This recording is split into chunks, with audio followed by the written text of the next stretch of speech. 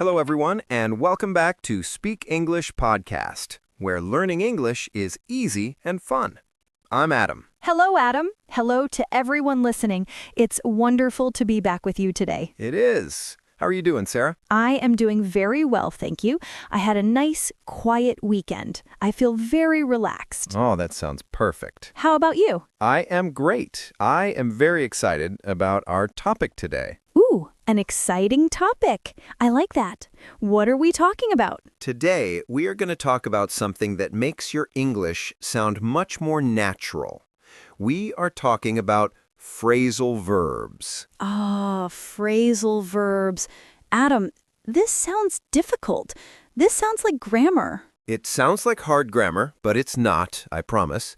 They are just small, easy words that we put together. Okay, if you say so. We will make it very easy and fun. That sounds good. I am ready to learn. Me too. But wait, before we start, we want to ask you for a small favor. Yes, please. If you like our podcast, please take 1 second to click the subscribe button.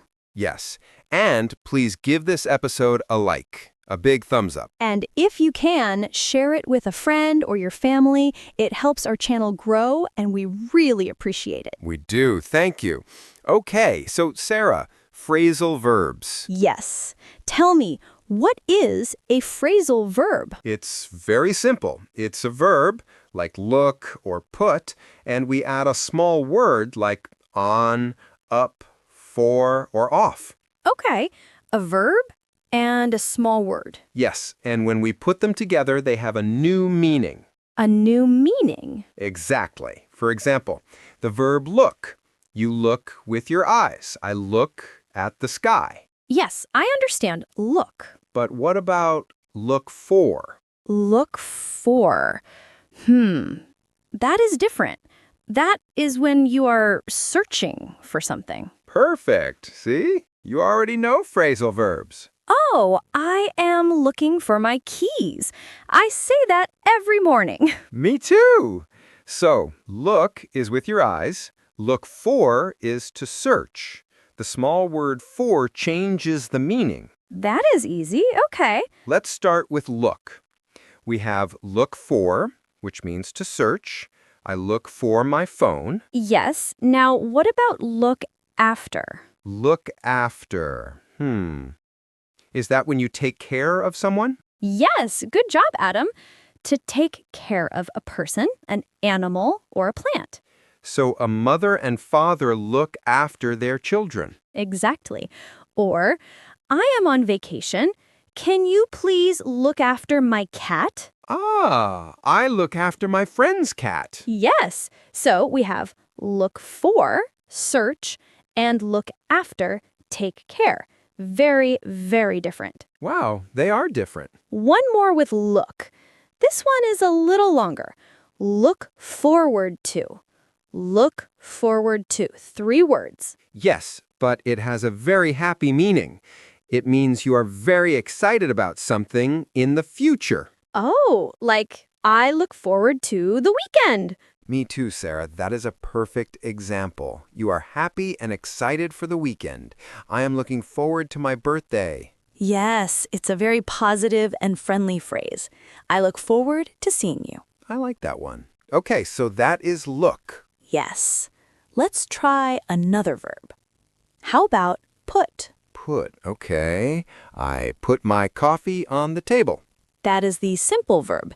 Now, what about put on? Put on. Clothes. I put on my jacket. Exactly. It means to wear. It is cold outside.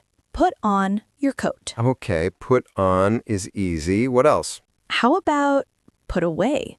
Put away. Does this mean to tidy? To put something in the correct place? You are a star student today, Adam. Yes. When your room is messy, you need to put away your clothes and books. Yes.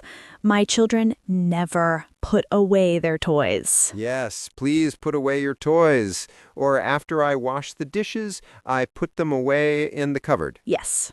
Okay, put on and put away. Now one more. This one is very useful. Put off. put off. Put off means to delay, to do something later. Ah, to postpone. Yes, postpone is the big formal word. Put off is what we say every day. I do this. I need to clean my apartment, but I will put it off until tomorrow. That is a perfect example. I put off my homework. Or for work, the meeting was today, but we put it off until Friday. Exactly. Don't put off your English practice. Okay, I will not put it off. That is a very good one. Ready for another? I am. This is fun. Let's do the verb get. This verb has many phrasal verbs. Oh, get. Yes, I know. Get up. Get up. Yes. I get up at 7 a.m. You get out of bed. That is a great one. That one is a bit basic. It is, but it's important. Okay. How about get on? Get on. I get on the bus. Perfect. It means to enter a bus, a train, a bicycle, or an airplane. Okay, so what is the opposite? The opposite is get off. Ah, I get on the bus at my house and I get off the bus at work. Yes, get on and get off. Very good. Mm-hmm. What about a car? Do I get on a car? Oh, good question. No.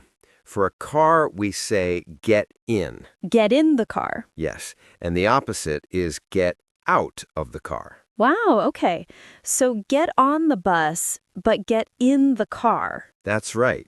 We get on big things. We can stand up in bus, train. We get in small things, car, taxi. That is a fantastic tip. Thank you. You're welcome. Let's do one more with get. Get along with. Get along with. I think I know this. It's about people. Yes. It means you have a good relationship. You like each other. Yes, I get along with my brother. It means we are good friends, no problems. I am lucky. I get along with all my colleagues at work. That is wonderful. And if you don't? We do not get along. Simple. Tom and Sarah do not get along. It means they argue or they are not friends. That is a very useful phrase. It is. Okay, let's do one more group. The verb turn. Turn. Like turn left and turn right. Yes, that is one meaning. But what about turn on? Turn on the light. Please turn on the light. It is dark. Yes. And the opposite? Turn off the light. Turn off the light when you leave the room. Perfect. We use turn on and turn off for lights, for the TV, for the computer, any machine. I turn on the TV to watch the news. Good. Now, what about turn up and turn down? Ah, for music, for the volume. You got it. I love this song. Turn it up. Yes. Make it louder. Shh. The baby is sleeping. Please turn down the music. Make it quieter. Excellent, Adam. Thank you. Now, turn up has another meaning. Oh, no. This one is a little more advanced, but it's very common. Turn up can also mean to arrive. Arrive? How? We often use it when someone is late or when we don't know if they will come. Give me an example. We had a party. We invited 20 people, but only 10 people turned up. Ah, only 10 people arrived. Yes. Or I waited for my friend, but he did not turn up. He did not arrive. Wow, that is interesting. It is. He turned up 1 hour late. I will try to remember that one. Turn up means arrive. Just listen for it. You will hear it. Okay, Sarah, my brain is getting full. Just a few more. These are very useful, I promise. Okay, I'm ready. What about give up? Give up. Oh, this means to stop, to quit. Yes, to stop trying. This puzzle is too difficult. I give up. Yes, or I tried to stop eating chocolate, but I gave up. Me too. It's too difficult. And we always say to English learners, don't give up. Keep practicing. That is very good advice. Never give up. One last one. Find out. Find out. How is this different from find? Good question. Find is usually for an object. I find my keys. Okay. Find out is for information. It means to discover a fact. I want to find out the name of that new restaurant. Yes, you want to discover that information. I watched the news to find out what happened. Perfect. I need to find out what time the train leaves. This is so useful. Find for a thing. Find out for information. You got it. Wow, Adam, that was a lot of new phrases. It was, but they are all very common. Let's see. Look for, look after, look forward to, Yes.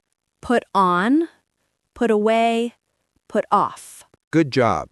Get on the bus, get in the car, get along with a friend, Yes. Perfect. turn on the light, turn up the music, and turn up means arrive, and what else? And give up and find out. Adam, that was amazing. You remembered all of them. Well, your examples were very clear. I feel like I can use them. That is the goal. The best way to learn them is to listen. When you watch a movie or listen to a song in English, listen for these small words. That is a great tip. And try to use one, just one. Maybe this week you can say, I am looking forward to the weekend. I will. I really am looking forward to it. Me too. Well, that is all the time we have for today. Wow, time goes fast. We hope this episode was helpful for everyone. We do. Phrasal verbs are not so scary. No, they're fun. Before you go, please don't forget to subscribe to Speak English Podcast channel. Yes, and if you liked this episode, please give it a big like. And share it with a friend who is learning English. It helps us so much. And we have a question for you. Ooh, yes, we want you to practice. In the comments below, please tell us, what are you looking forward to this week? That is a great question, Sarah. Or you can tell us another phrasal verb that you know. Yes, we love to read all of your comments. It is our favorite part. Thank you all so much for listening. We will see you next time. Bye for now. Bye-bye.